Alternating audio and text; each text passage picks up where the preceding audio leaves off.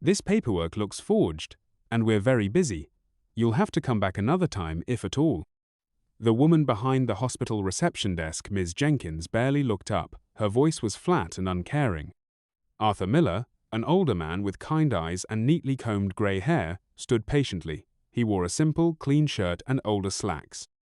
He did not look like someone who had faced down danger or performed acts of incredible bravery, but deep inside, he carried memories of service, of duty, and of a promise made to his country. He was always polite, even now, when faced with such coldness. He had come to Mercy General Hospital because his doctor at the local Veterans Affairs clinic had sent him. There was a special scan he needed, a scan the smaller clinic could not do. His doctor had said it was very important, urgent even. Arthur had all his papers, carefully organized in a worn folder. The referral from the VA, his identification, everything they had told him to bring. He clutched his old brown leather wallet a little tighter. Inside, along with a faded picture of his late wife, was his special VA identification card. Tucked behind it was a small, creased piece of paper. On that paper was a phone number, a number he hoped he would never, ever have to use. He often thought about his time in the service, the good men he had served with, the friends he had lost. Those memories made him strong, but also made moments like this feel even more unfair. Ms. Jenkins finally took his folder, flipping through the papers with a dismissive air. She tapped a long fingernail on the referral letter. "This looks old," she said, even though the date clearly showed it was from just the week before. Her eyes, cold and assessing, scanned him up and down. "And we don't usually take these kinds of referrals without a very large deposit. Can you pay that today?" Arthur felt a flush rise up his neck, but he kept his voice steady. "Ma'am, the Veterans Affairs Office said they would cover all the costs. It's all noted in the paperwork from my VA doctor." Ms. Jenkins let out a small, disbelieving sound, like a scoff. "Oh, they all say that," she muttered, just loud enough for him to hear. Arthur tried again, his voice gentle but firm. "Ma'am, my doctor, Dr. Evans at the VA, he said this scan is urgent. He sent all this information directly to your hospital records department too. It should all be correct." He tried to show his worry, hoping for a little kindness. But Ms. Jenkins seemed to grow colder. "I deal with your kind all the time," she sneered. Her voice was louder now, and a few people in the crowded waiting room turned to look. Arthur felt his cheeks burn with embarrassment. Always looking for a handout, always got some story.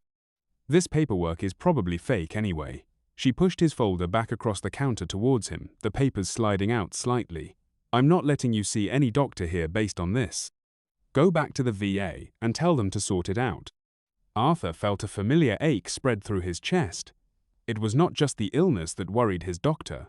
It was the sting of being dismissed, of being treated like he was a liar or a cheat. After all he had done, all he had seen, all he had given for his country, to be spoken to like this, it made him feel deeply tired. Sadness washed over him. He had served to protect people like Ms. Jenkins, and this was how he was treated. He stood there for a moment, thinking, what could he do? He could just walk away, go home, and try to call his VA doctor tomorrow. But Dr. Evans had stressed how important this scan was, how they needed the results quickly. He could ask to speak to a manager, but Ms. Jenkins looked like the kind of person who would enjoy blocking that too. Or he could make that call. He really, truly did not want to. It felt like asking for special treatment, something he had never done in his life. He believed everyone should be treated the same, with basic respect. He wasn't asking for more than that. Then he remembered General Thompson, his old commanding officer. Years ago, after Arthur had received a commendation, the general, who was now a very important person at the main VA office, had shaken his hand. "Sergeant Miller," he had said, "you're a good man. If you ever find yourself in a real bind, a serious situation where no one is listening and you truly need help, I want you to call this number. It's my direct office line. Use it only if it's vital." Arthur had carefully folded that piece of paper and put it in his wallet, hoping the day would never come. Maybe this was that day. Arthur picked up his folder, his hand trembling just a little. He moved away from the busy desk to a quieter corner of the waiting room. He found a plastic chair by a dusty plant and sat down. He pulled out his worn wallet and carefully took out the small, creased piece of paper. The printed number was faded, but still clear. With a deep breath, he dialed it on his old cell phone. The phone rang twice, then a calm, professional voice answered. "Director Thompson's office, how may I assist you?"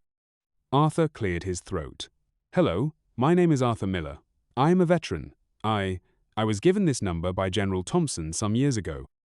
He told me to call if I was in serious need and no one was listening. I am at Mercy General Hospital, and they are refusing me treatment. They say my VA referral paperwork is fake." He gave the receptionist's name, Ms. Jenkins, and explained briefly what had happened. He did not raise his voice. He did not complain loudly. He just stated the facts, calmly and clearly.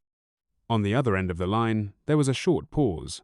Then the voice said, much more warmly this time, "Mr. Miller, thank you for calling. Please, stay right where you are at the hospital. Help is on the way. Someone will be there very shortly." The line clicked, and the call ended. Arthur lowered his phone. He did not know what would happen. He did not know that his quiet call had set off a flurry of activity in an office many miles away. He did not know that the regional VA director himself, a man who reported directly to General Thompson, was being informed at that very moment and was already on his way. He just sat back in the uncomfortable plastic chair. Ms. Jenkins shot him a nasty look from behind her desk, as if daring him to cause more trouble. Maybe 10 minutes passed. It felt like an hour. Other people were called, some complained, some looked sick and tired. Arthur just sat, his hands resting on his folder, waiting. What else could he do? If you've ever felt helpless but knew you had to do something, type "I understand" below. Suddenly, the main entrance doors of the hospital swung open with force, but it was not another sick person or a family rushing in. Instead, 3 people in dark, serious-looking suits walked in quickly. They moved with purpose. The man in the lead was tall, with a strong face and an air of unmistakable authority. He scanned the reception area, and his eyes seemed to find Arthur almost immediately before he turned towards the main desk. Ms. Jenkins looked up, her expression annoyed, ready to tell them to take a number or wait their turn. "Can I help?" she began, her voice sharp. The tall man did not wait for her to finish. He was already at her counter. He held up a small, official-looking badge. "Veterans Affairs, Regional Director's Office," he said, his voice quiet but carrying immense power. "We received an urgent call regarding a veteran, a Mr. Arthur Miller, who is reportedly being denied necessary medical care at this facility." Ms. Jenkins' face changed. The color drained from it, leaving her looking pale and shocked. Her mouth opened, then closed. I mean, she stammered, her earlier confidence completely gone. "Is this Mr. Miller?" the director asked, his gaze shifting to where Arthur was slowly getting to his feet. "Yes, sir," Arthur said, his voice a little shaky. He felt a bit overwhelmed. The director nodded once at Arthur, a look of respect in his eyes, then turned his full attention back to the now trembling Miss Jenkins. His voice was still low, but it cut through the noise of the waiting room like a knife. "This man," he said, gesturing towards Arthur, "is not just any veteran, madam.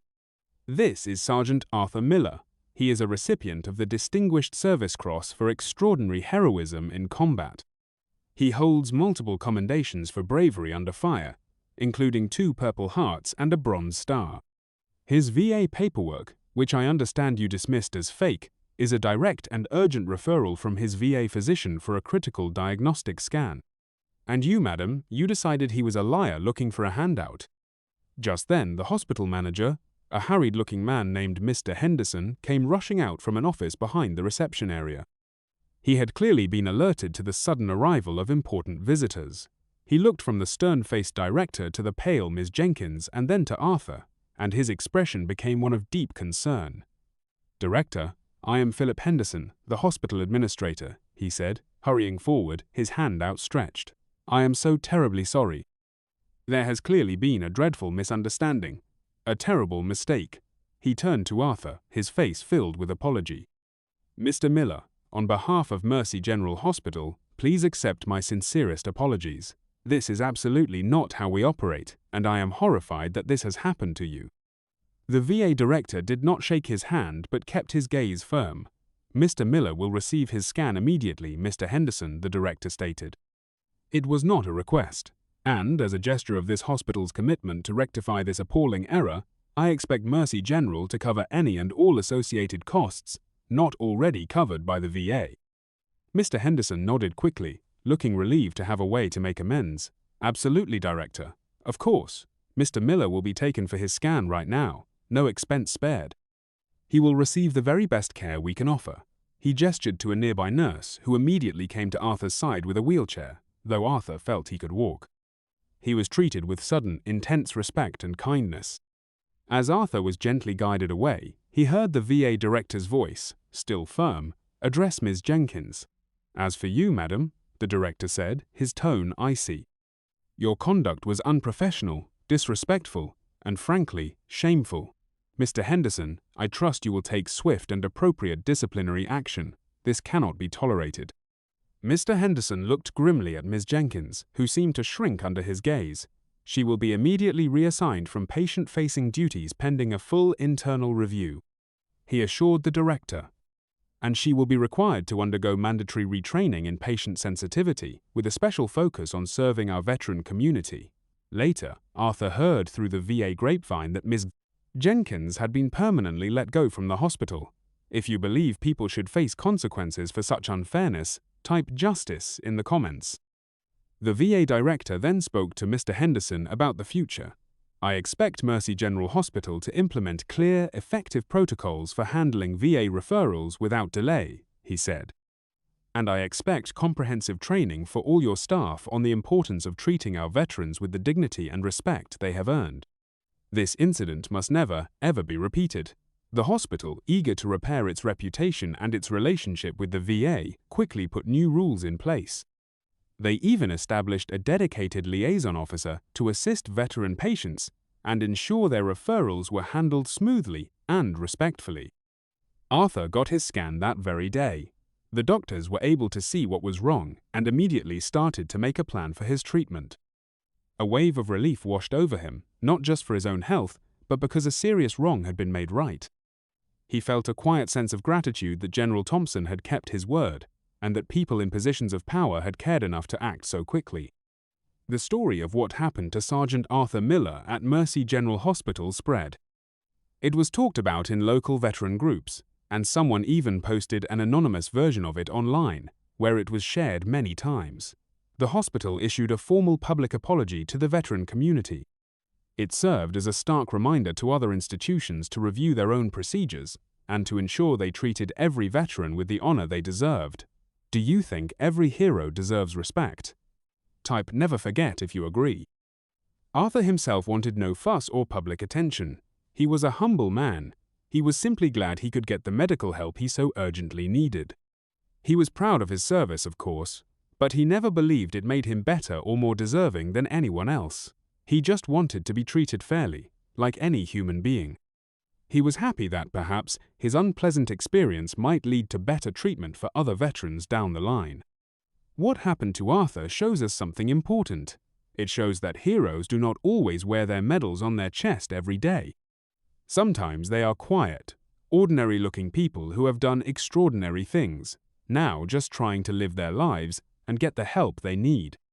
And they deserve our understanding, our support, and our deepest respect, always.